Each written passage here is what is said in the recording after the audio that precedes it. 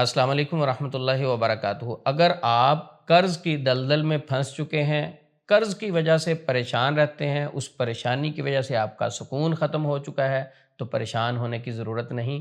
एक छोटी सी ये दुआ याद कर लें, पहाड़ जितना कर्ज़ भी हो तो वो भी उतर जाएगा।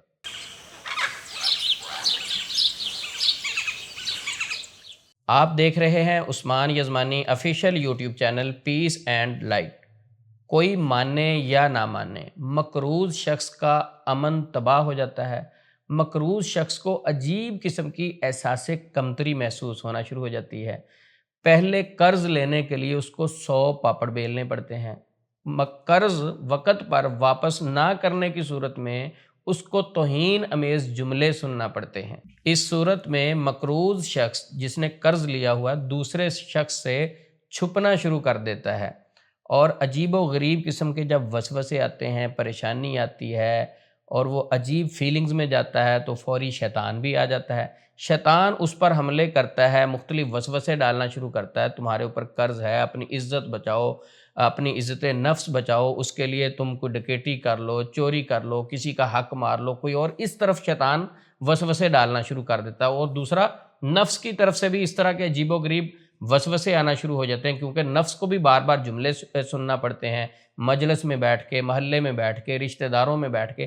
तो अजीबो-गरीब ये बातें सुन सुन कर इंसान परेशान हो जाता है, तो उसका सुकून तबाह हो जाता है। तो मकरूज़ शख्स किस कदर बेबस हो जाता है, परेशान हो जाता है, मजबूर हो जाता है। बल्कि मैं आपको एक हदीस सुनाता हूँ, मुस्लिम शरीफ में हदीस मौजूद है, इसी तरह जमुल फ़वाइद में मौजूद है। इस हदीस का मफ़हूम आपके सामने रखता हूँ, आप सुनकर हैरान हो जाएंगे। उबादा बिन सामत रज़ी अल्लाह ताला अन्हो अपने वालिद मोहतरम के साथ अंसार कौम के पास गए इल्म हासिल करने के लिए।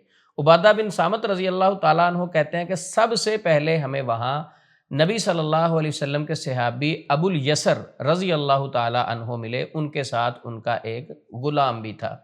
अबुल यसर रज़ी अल्लाह ताला अन्हो के चेहरे पर कुछ गुस्से के आसार थे। तो अब उबादा बिन सामत रज़ी अल्लाह ताला अन्हो कहते हैं कि मेरे वालिद मोहतरम ने अबुल यसर रज़ी अल्लाह ताला अन्हो से कहा, ए चचा जान, आपके चेहरे पर गुस्से के आसार क्यों हैं? तो उन्होंने अजीब वाक़या सुनाया। कहते, एक शख्स को मैंने उधार रकम दी थी, पैसे दिए थे कर्ज़ के तौर पे। मैं उस शख्स के घर गया कर्ज़ लेने के लिए। जब मैंने उसके घर पर जाके पूछा कि वो कहाँ है, तो घर वालों ने बताया कि वो घर पर मौजूद नहीं है। इतनी देर में उसी घर से एक नादान बच्चा निकला, उन्हीं का बेटा निकला।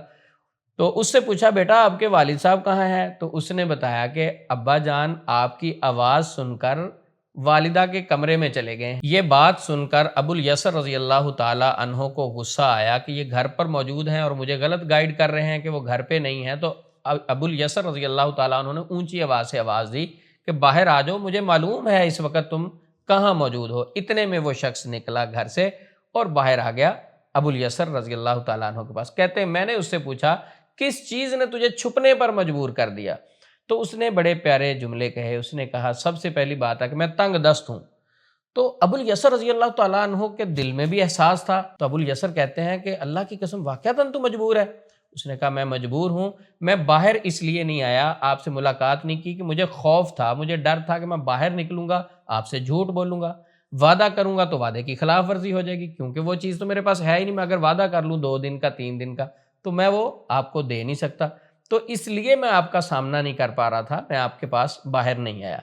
अबुल यसर रज़ी अल्लाह ताला अन्हो नबी सल्लल्लाहु अलैहि वसल्लम के तरबियत याफ्ता सहाबी हैं, नबी सल्लल्लाहु अलैहि वसल्लम के साथी हैं, तो किस तरह किसी मजबूर आदमी को मज़ीद परेशान कर सकते हैं?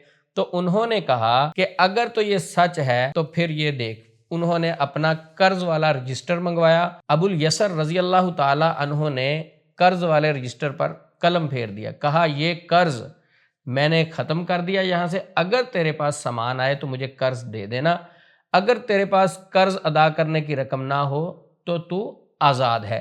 अबुल यसर रज़ी अल्लाह ताला अन्हो ने ये सारी बातें कहने के बाद एक हदीस सुनाई। तो ये हर उस शख्स को हदीस जहन में रखनी चाहिए।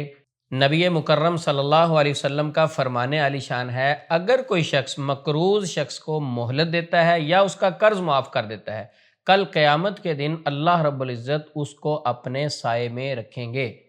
تو قرض جو ہے اگر کوئی شخص آپ سے لے لیتا ہے تو وہ مجبور ہے، پریشان ہے، تو اس کو مہلت دینی چاہیے۔ کچھ لوگ تو ویسے قرض لیتے وقت نیت کرتے ہیں کہ میں نے یہ قرض واپس نہیں کرنا، ایسے شخص کو تو مہلت نہیں دینی چاہیے، اس کی تو نیت ہی یہ ہے کہ میں نے قرض پر ہی گزارا کرنا، محنت نہیں کرتا، اس سے چار پیسے پکڑے، اس سے پکڑے، اس سے پکڑے، اس کا تو کام یہ تو یہ اندازہ ہو جاتا ہے۔ اگر کوئی واقعتاً نیک آدمی ہے، شریف آدمی ہے، اس نے قرض لیا اور وہ نہیں دے پا رہا، مجبور ہے، تو اس کو مہلت دینی چاہیے، کیونکہ دنیا میں سارا کچھ نہیں ہے، کچھ ہم نے آخرت میں بھی لے کے جانا ہے۔ بلکہ نبی صلی اللہ علیہ وسلم کی حدیث ہے کہ اگر کوئی شخص قرض لیتا ہے اور وہ واپس کرنے کی نیت بھی رکھتا ہے تو اللہ رب العزت کی طرف سے اس شخص پر ایک مددگار مقرر کر دیا جاتا ہے، اور اللہ رب العزت اس شخص کے لیے رزق کے اسباب بھی پیدا کرتے ہیں۔ تو لہٰذا قرض لیتے وقت نیت یہ رکھیں کہ میں نے واپس کرنا ہے، اگر پکی نیت ہو تو اللہ کی مدد بھی شامل ہو جاتی ہے۔ اسی طرح ایک غلام شخص جس نے پیسے دے کر آزاد ہونا تھا، اس کا کیا ہوا وعدہ قریب آ چکا تھا، دن تھوڑے تھے، پریشان ہو کے حضرت علی رضی اللہ تعالی عنہ کے پاس آیا۔ میں اپنے اس وظیفے کی طرف آ رہا ہوں جو خاص وظیفہ مقروض شخص کے لیے آج کی ویڈیو میں بتایا جائے گا۔ آ کر عرض کی حضرت علی رضی اللہ تعالیٰ عنہ سے کہ میں بہت پریشان ہوں۔ تو حضرت علی رضی اللہ تعالیٰ عنہ نے فرمایا کہ کیا میں تمہیں وہ دعا نہ سکھاؤں جو نبی مکرم صلی اللہ علیہ وسلم نے مجھے سکھائی، اور فرمایا کہ اگر کسی پر پہاڑ کے برابر قرض بھی ہوگا تو وہ بھی اتر جائے گا۔ کتنی ہی پیاری وہ دعا ہوگی جو نبی مکرم صلی اللہ علیہ وسلم کی زبان اطہر سے نکلی ہوگی، وہ الفاظ کتنے ہی خوبصورت، بابرکت اور پاورفل ہوں گے جو نبی مکرم صلی اللہ علیہ وسلم کی زبان اقدس سے نکلے، اور اس کے بعد حضرت علی رضی اللہ تعالی عنہ آگے پہنچا رہے ہیں، وہی دعا ہم تک پہنچی ہے۔ تو اگر آپ قرض کے بوجھ میں دب چکے ہیں، قرض کی دلدل میں پھنس چکے ہیں، تو پریشان نہ ہوں، اللہ کی مدد کا سوال بھی کریں، اور یہ مسنون دعا کثرت سے پڑھنا شروع کر دیں، چلتے پھرتے پڑھنا شروع کر دیں، ہر نماز کے بعد کثرت سے پڑھیں۔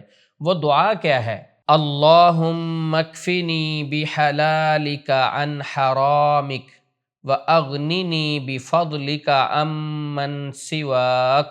یہ دعا میں دوبارہ دہرا دیتا ہوں اگر آپ کے پڑھنے میں مشکل پیش آتی ہے تاکہ آپ کے لیے آسانی ہو جائے۔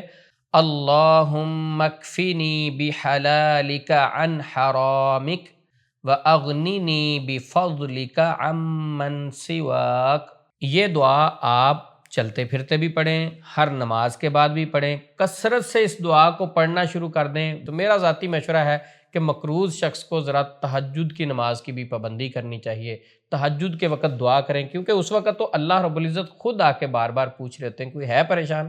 اللہ رب العزت پہلے آسمان پر آ کے صبح کے وقت فجر سے پہلے تہجد کے ٹائم خود پوچھتے ہیں، تو اس وقت اپنی پریشانی اپنے اللہ کے سامنے رکھیں، اپنے رب کے سامنے رکھیں۔ یقیناً اللہ رب العزت جس کی مدد کریں وہ پریشان نہیں رہ سکتا، اللہ رب العزت کی رحمت جس شخص پر ہو جائے وہ کبھی پریشان نہیں رہ سکتا۔ تو یہ دعا مقروض شخص کثرت سے پڑھے، کوشش کرے ہر انسان کے وہ قرض نہ لیا جائے۔ اگر قرض آپ لے لیتے ہیں تو اس وقت نیت یہ آپ کی ہونی چاہیے کہ میں نے قرض واپس کرنا ہے۔ نبی صلی اللہ علیہ وسلم کی حدیث کے مطابق آپ کے رزق کے اسباب بھی اللہ رب العزت پیدا کرتے ہیں، اور اللہ کی طرف سے مددگار بھی آپ پر مقرر ہو جاتا ہے۔ تو لہٰذا اپنی نیت کو صاف کرتے ہوئے یہ دعا کثرت سے پڑھنا شروع کریں، اللہ رب العزت اپنے غیب کے خزانوں سے ضرور مدد فرمائیں گے۔ اللہ رب العزت سے دعا ہے کہ یا اللہ جتنے لوگ مقروض ہیں، قرض کی دلدل میں پھنسے ہوئے ہیں، پریشان ہیں، ان کو رستے نظر نہیں آ رہے، میری دعا ہے کہ یا اللہ سارے لوگوں کے لیے آسانی فرما، اپنے غیب کے خزانوں سے ان کی مدد فرما،